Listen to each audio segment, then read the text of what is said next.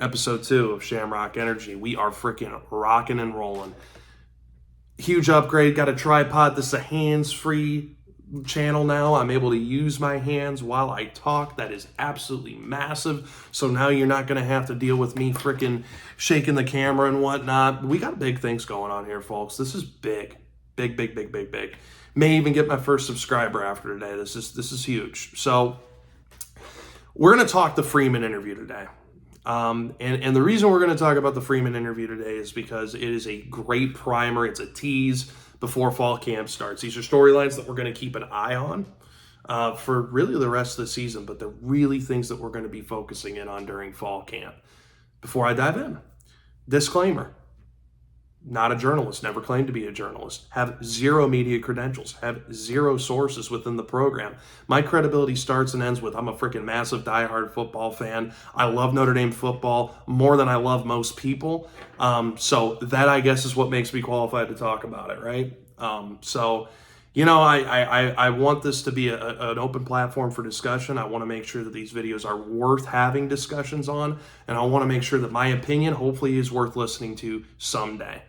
That said, roll call, injuries, what's up with that? Benjamin Morrison has to be at the top of the list because Notre Dame was super, super tight-lipped on that one.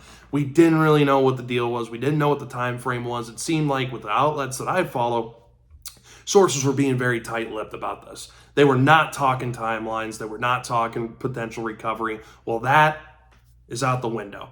He'll be ready week 1 against Texas A&M. Let's keep an eye on it. See when he gets back in fall camp. Want to get him sped up. I'd like to see at least 3 weeks that he'll be like full go throughout fall camp. I have no idea. That's a tricky injury. I suppose now that this is public news, there were some people within the program that were like, this is a more concerning injury than the Riley Leonard injury. Just because it's a tricky one, you're using it constantly as a cornerback, and the recovery might be a little bit tougher than the whole ankle injury that Riley Leonard was dealing with. So it's good to know that he's going to be back for week 1. I thought that was up in the air. Some people seem not to be surprised. I, for one, am like a little bit relieved about that. Secondary's in good shape. You got, I always want to say Christian Morrison. You got Christian Gray on the opposite side of him. We're going to be okay. The depth is still kind of like iffy since Clarence Lewis ended up bolting, justifiably so. Went and got his opportunity at Syracuse, but just something to keep an eye on, guys. Let's move on. Mitchell Evans, Kevin Bauman, back. Huge. I think this is big. Didn't expect Mitchell Evans to be back. I just had something in the back of my head. Maybe I'm being pessimistic. I just figured that knee injury was going to be a little bit tough to get back on, but he's full go. This is going to be big for Mike Denbrock's offense. We're going to be utilizing 11 personnel a ton. There's going to be a lot of 12 personnel too when you're talking about Mitchell Evans and Eli Raridan on the field together. That's a scary prospect to think of if you're a defensive coordinator. Opens up some of the receivers too. And we're going to be talking about the receivers today as well. Kevin Bauman, God bless you, brother. Happy to have you back on the team if you're a fan. But holy shit, that dude, he can't get through a practice without tearing his knee. Love him to death. I'm not trying to be disrespectful, but let's not be shocked if that happens again. Surprised that he's back with the program in general. Thought that he was going to be on medical scholarship after this, but back, and the dude can ball. When the guy's healthy, he is an asset to this football team. The tight end position will always be important in Notre Dame, at least for as long as I'm going to be alive. So it's good to have those two back. Mitchell Evans, you couldn't be more excited about. The dude's a Mackey contender. I don't care what anyone says. He's for real, and I'm excited to see him on the field at the same time as Eli Raridan. That's going to be fun. Gabriel Rubio. This is way more massive than I think people are making it out to be. No one knows. And if people do know, they're not sharing. I don't know what happened with Gabriel Rubio. It was a personal issue, but Gabriel Rubio has rejoined the team, and it was expected that he was going to rejoin the team, but it's good to make it official. I'll tell you why it's good to make it official.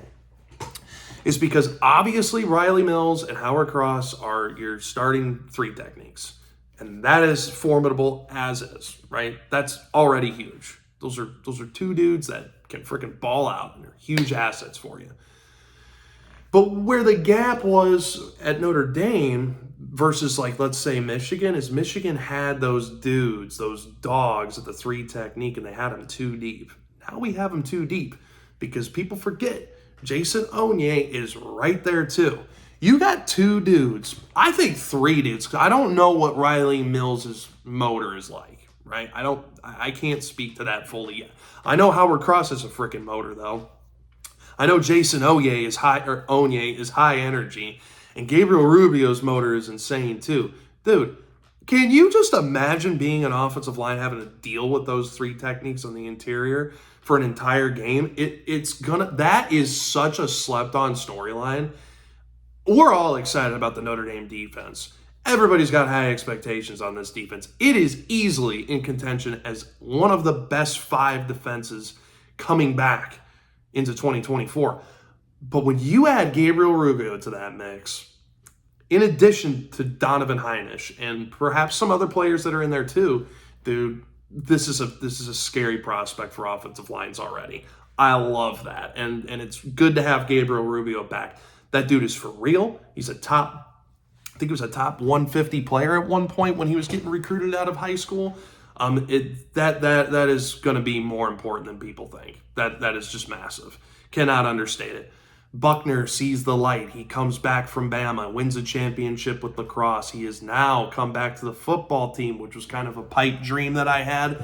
I ideally wanted him to be, add to the quarterback depth chart, but that probably would have created more issues than it would have solved. He's a walk-on wide receiver.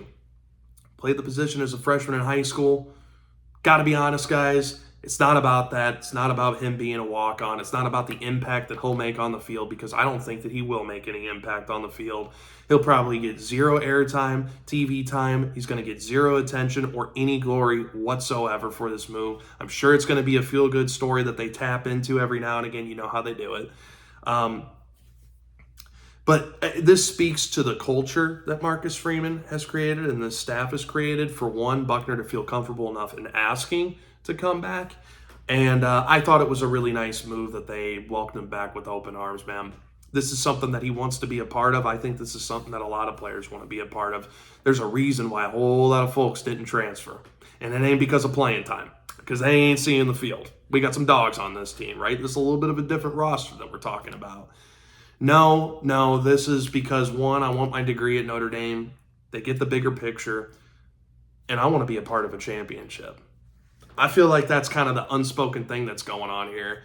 And it's like, I think it's okay to kind of to bring that up. I think that there's a very special thing that's going on here. This is not the Notre Dame that I came up with. Man, I've been through the dark ages. This type of shit didn't happen. Buckner Boomerang, last person that I remember doing this was Luatua, Tyler Luatua, the tight end. He went to BYU and then came back. Very nice. But this just felt a little bit bigger. And he may be on the field less than Luatua was. If he does, great. But adds to the wide receiver numbers, going to give us good looks on scout. That's great. Probably plug him in at other positions too. Bad news. We couldn't leave unscathed. Jabron Payne suffers an ACL injury, likely season ending. Although Freeman does not close the door on him returning this season, it's probably not going to happen. This reminds me of the Logan Diggs shoulder injury when we found out, again, a month later that, oh, damn. Maybe we didn't find out a month later. My memory's probably not serving me correctly, but it was like, oh, yeah, we're fine. No injuries. Logan Diggs, he fucked his shoulder up and really took a while to get up to speed in 2021. And that depth chart was in a different spot than what this running back depth chart is. So who steps in his place? It'll be Devin Ford for now. First, let's talk about, really quick, Jabron Payne, what he brought to this offense and what he brought to that backfield. This is a utility guy. He's a guy that does the little things. He is Dylan McCullough's boy, for sure. This is a good player. This is a loss, and I'm not trying to minimize it. This is a loss. But his skill set is replaceable, and I'm trying to be respectful because Jabron Payne is a for real football player. And I don't really think that that's going to be replaced with Devin Ford. We're going to talk more about this. But for now, Devin Ford, another program guy, great kid, transferred from Penn State. They put him at safety, and the whole reason that they put him at safety was really more of a, hey, we want you to show NFL teams your tape in being a freaking phenomenal special teams player, a really good tackler, and we're going to put you in the best spot to absolutely do so. He's rose to that occasion. I think he's going to be special teams MVP this year, and now he gets to step up in this running back spot. We'll see him at running back this year on the field. I'm certain of that. It's just a matter of how much impact he's going to offer. We'll see, because there's some really talented dudes behind him that we're going to talk more about today as well. And then finally, Riley Leonard is finally full go. He physically feels great, and his natural leadership is showing itself. This is that off-season Kool-Aid that we talk about. This is big. This is big, but I also have to be honest with you guys. I'm so ready for Riley Leonard to actually get some live reps in fall camp. Man, we got robbed of that, and I'm going to tell you something right now. There's no way that this has gone according to plan for Notre Dame. No way. I mean, they've put a nice bow on it. They've put a spin out there in the media. Riley Leonard doing shadow drills and throwing the football, an invisible football as other quarterbacks are getting live reps. Not good. Not good, man. Need this guy to be a part of this offense. Their growth throughout the fall camp, we need to see that. Fall camp is huge for this dude. It is huge for our team. It is huge for our offense. It has never been more important. You got to rent a quarterback in there. I know that's derogatory. We have a rent a quarterback in there with a new offensive scheme, and he hadn't really had any live reps with these receivers. We need that. I need that. I can't wait for the intel pieces to pop out on that one. But with Leonard, the thing that comes out is the dude's a freaking psycho when he's playing football. Like, he's the nicest guy in the world, but he's an absolute psycho. He's a natural he's a natural leader. It's showing itself already. The dude has done all the right things. I am sure he's uncomfortable with the fact that he couldn't get any reps during the spring ball, which was important. But he's doing all the right things. This guy, man, he's one of those dudes where he kind of reminds me of Jack Cohn, maybe a little bit of Sam Hartman, not just because they're transfers, but because they're like, man, those dudes should have been at Notre Dame the entire time. I think no one embodies that better than Riley Leonard. And I'm really excited for that dude. And we're going to talk a little bit more about that too.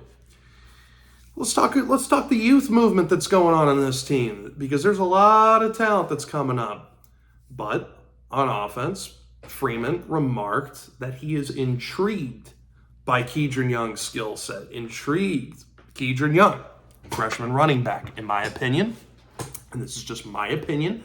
I have not looked at every single running back's tape that have come out of this class, but Kedron Young was my favorite running back in the class. I'm freaking over the moon that Notre Dame got him.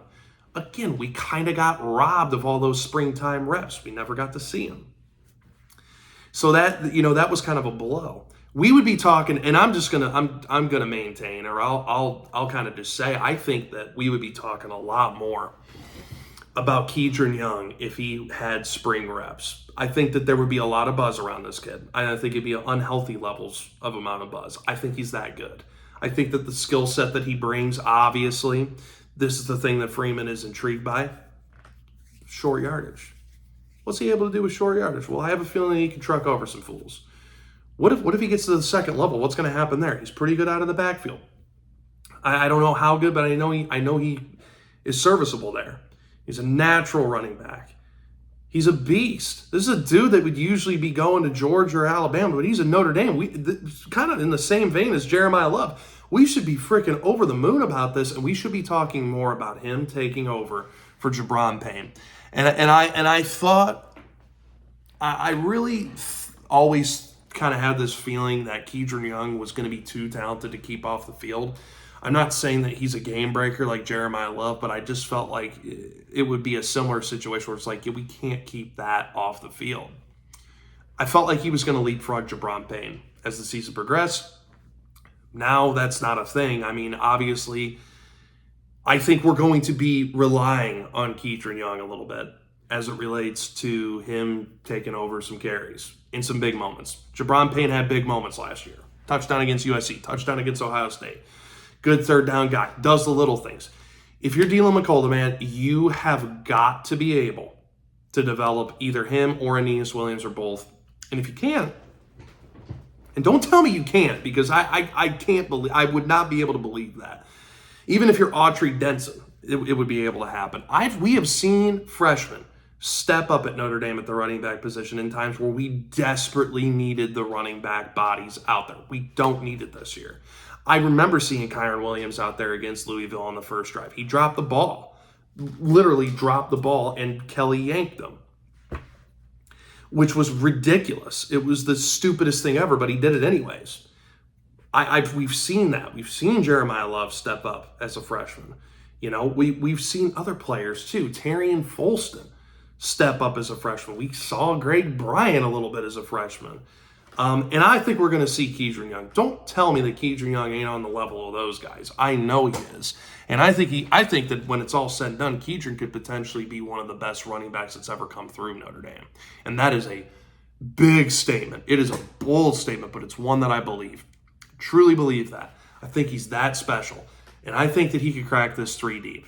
And I think that that's a really, really good thing for this Notre Dame offense. But, you know, in that, you know, same vein, Freeman, when asked about young players that really kind of flashed, at least on offense, Jeremiah Love, Billy Schrauth, they get brought up. I'm not surprised about Jeremiah Love. Don't think anyone should be. Think he's taking that next step, though, which should scare the shit out of every freaking opponent that we face, especially Texas A&M, because this dude makes his biggest plays in the biggest moments. I wouldn't worry about it if I was Northern Illinois. I'd worry about it if I was Texas A&M, if I was Florida State, if I was that first team in the playoffs and every team that we would face in the playoffs moving forward. You worry about Jeremiah Love then. He's flashing. He's showing that he's taking that step, you know, and he's not just leaning on his natural ability. That's big. And Billy Schrauth, this one, I am not shocked by it. I'm a huge Billy Schrauth fan. I think that we all could agree that dude should have been starting over Pat Coogan last year the entire season. He ended up taking that role and stepped in, looked good. Well, he's taking that to the next level. Very excited. Right guard is in good shape with Billy Schrauth, man. That is who should be there, and I'm excited about it. And they also mentioned Sullivan Absher and Anthony Knapp. Anthony Knapp, I saw in the blue and gold game. I was there live. I freaking made the trek from Austin to South Bend. Watch that dude. There are a lot of reps that we don't talk about where that dude showed some stuff, and he did it against RJ Oben. Okay, like I want to also say he did it against Boubacar Traore, where he just washed him the hell out. Like, dude, anytime that you could win a rep against RJ Oben, I know he had some spring struggles, but still, man, as a freshman, that's impressive. Jagashaw, obviously locked down left tackle. That was a battle. It is not a battle anymore. That dude has locked it in. He's a dude. He's going to be one of the dudes on this offensive line. I think him, Craig, and Schrauth are the freaking the dudes on this offensive line. And I think someone else that's battling for a position, Rocco Spindler, has a chance to be a dude as well. I'm really excited about that guy. That is going to be a battle between him and Coogan. Coogan, the gatekeeper of the offensive line. I honestly think the debate was settled over spring. I think Spindler is going to continue to take that next step. Remember how much that dude struggled freshman and sophomore year. To see him step up and be a freaking force run blocking for Notre Dame, it's awesome. That dude, when he gets a chance to get a hat on a hat, watch the hell out. Love Rocco Spindler for that. Right tackle battle is wide open. Tosh Baker, Emil Wagner, and then I think Gerby Lambert. All three of those guys are going to be battling for that. It is mainly between Baker and Wagner for now. We'll see what happens with Gerby Lambert. There's some people that are starting to talk that Emil Wagner might end up taking that position. We'll see what happens, man. It's obvious that that's a weakness of our entire team, of our entire roster. Right tackle's a concern for me. And it's going to be something that we're going to be keeping a close eye on. That's one thing that you keep in the back of your head constantly, is if that's going to be a liability, that puts a little bit of a cap on what our offense could be. Someone's got to step up there. I don't think it's going to be Tosh Baker. I don't know how much faith I have in Emil Wagner to hold up for the duration of a season. My eyes are on Gerby Lambert. I hate to put it in the bag, my hopes in the bag of a true freshman, but I think Gerby's going to be special. They recruited him for a reason. He's one of the most exciting offensive line prospects in that class for us. Let's see what he does. These are some things that make me say, because there were some ominous comments. I don't think that they were intended to be, but Freeman stated that they will get the best version of the Notre Dame wide receiver room this year. This is big, and I think it was a jab. I don't think it was an intentional jab. Maybe it was at Chancey Stuckey. And just how poorly managed that room was for the entirety of last season, man. It's a story that we've been telling as fans since 2017. That wide receiver room is just not coached properly. Chancey Stuckey, in my opinion, by proxy, was a relic of the Brian Kelly era. Just because Reese fought for him, could have gotten Jamarcus Shepard, who oversaw the best wide receiving core in the country. Well, one of the best wide receiving cores in the country at Washington in the freaking national championship game. Chancey Stuckey looking for another job with pretty much the entire receiving core that he recruited transferring. Some with them, some not. Any way you slice it, the reality is that room was fucked last year. It was no good. The culture sucked. His style of coaching was not resonating. It bordered on the edge of malpractice, the way that dude coached. Not good. The stories that came out, there's very limited information, but long story short, Chancey Stuckey probably not going to be getting any Christmas cards from most of that wide receiving core. It's just not going to happen. You can call a player soft all you want. I think that there's a fine line between coaching and belittling. And I think that he crossed that line. There's a reason that dude got tossed. I don't think Freeman was much of a fan of the way that it went down either. But ultimately, he had to pull the trigger on that. And make no mistake, he knew that he was hiring Mike Brown for a long time. I don't know, and this is totally me putting my speculation hat on. Part of me wonders if Freeman not only had Mike Brown on the list while this shit was going on with Chancey, and Chancey wasn't officially canned, or if it was like, okay, we had to let go of Chancey. Now it's time to go after Mike Brown, someone that I knew. I think it's more probably in between. But one thing is for sure, Mike Brown was at the very top of the list that Marcus Freeman was going to hire him. And I think that so far it's been well received, and I think we saw glimpses of that in the spring game. Not a finished product. The wide receiver room has some work to do for sure. But I like what I saw. I think that you guys probably did too. Seeing guys like Deion Colsey step up against Christian Gray in the way that he did. I know that defense wasn't showing everything that they got, but still, for Colsey to go up against Christian Gray and really get the better of him for a majority of that game, it's just something to keep an eye on, because that dude's been disengaged for a little bit. It's the same shit every time with Deion Colsey. It's every year. Well, as long as he decides that he wants to be great, he'll be great. I think he's kind of made his mind up a little bit here. I think he's made it up, and I think that light's flipped on. That's one of the best things that could come of the Mike Brown hire. It's not about just the young receivers like Micah Gilbert coming in and getting developed, and Cam Williams and all them. It's about the guys that really haven't been getting much love. The guys that have really stuck it out at Notre Dame, like Jaden Thomas, which is someone that Freeman mentioned by name. Is we can get the best out of JT. Maybe, you could say Jaden Greathouse too, but my whole thing is this, and I'll stop rambling. I am excited about that room. We've dealt with it for too long. This receiving room has been a freaking liability. It has not stepped up in a money situation since 2015 when Will Fuller was there. Name a time where they stepped up against a really, really good opponent in a moment where you had to win the game.